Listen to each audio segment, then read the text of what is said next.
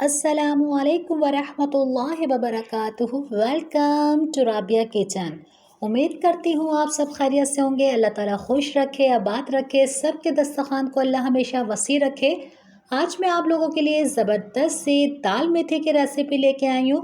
ये इतनी लाजवाब बनती है कि एक की जगह दो रोटी खाई जाती है। इस वीडियो को आखिर तक वॉच कीजिएगा, कोई भी चीज़ आपसे मिस ना हो जाए। आए बनाना स्टार्ट करते हैं। 1 कप मैंने मूंग की दाल ली है। इसे अच्छी तरीके से वॉश करने के बाद 5 मिनट के लिए मैंने इसे भिगो दिया था। अब हम एक पतीली के अंदर ये सारी दाल डाल देंगे। अगर आप चाहें तो पतीली के अंदर ही 1 गिलास पानी डाल दीजिए। मैं इस बॉल के अंदर डाल रही हूँ। अच्छी तरीके से दाल को धो के ये दाल भी हम अपनी पतीली के अंदर डाल देंगे।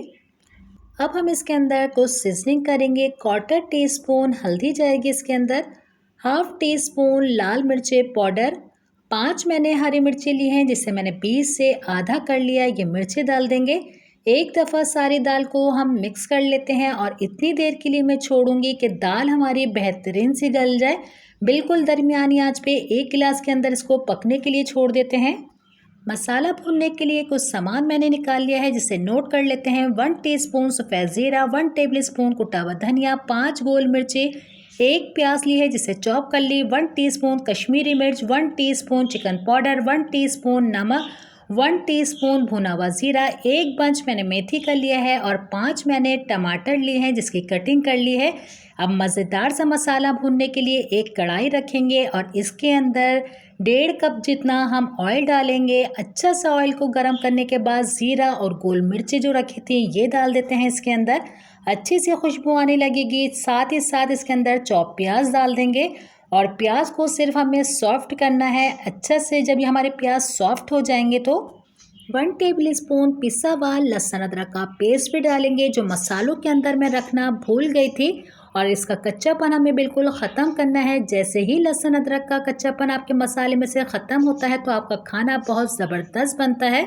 इसी के अंदर हम सारे टमाटर भी कटे हुए डाल देते हैं और साथ ही साथ हम सारे मसाले भी डाल देंगे। बहुत झटपट ये दाल मेथी बनती है, ज़रूर ट्राई कीजिएगा। और एक दफ़ा अच्छी तरीके से इसको हम पहले मिक्स कर लेते हैं।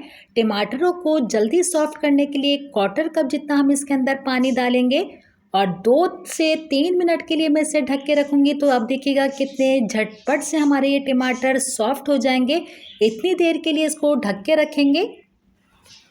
अब हम अपने मसाले को चेक कर लेते हैं।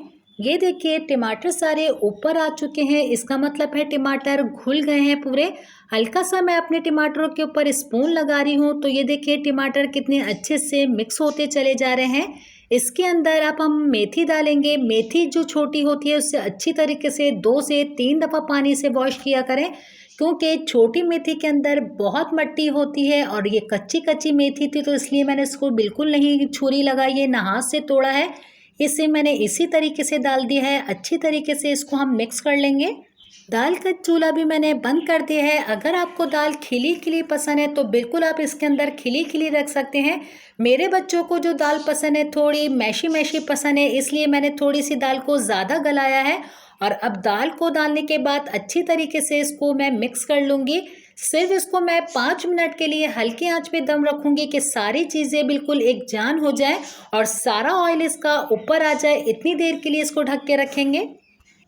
अब हम इसे चेक कर लेते हैं। बिस्मिल्लाहिर्रहमानिर्रहीम। ये तैयार है। इसे हम प्लेट के अंदर निकाल लेंगे।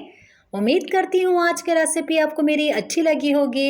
इंशाल्लाह नई रेसिपी के साथ फिर हाजिर होती हूँ। अपना बहुत ख्याल रखिएगा, मुझे मेरी फैमिली को दुआओं में याद रखिएगा।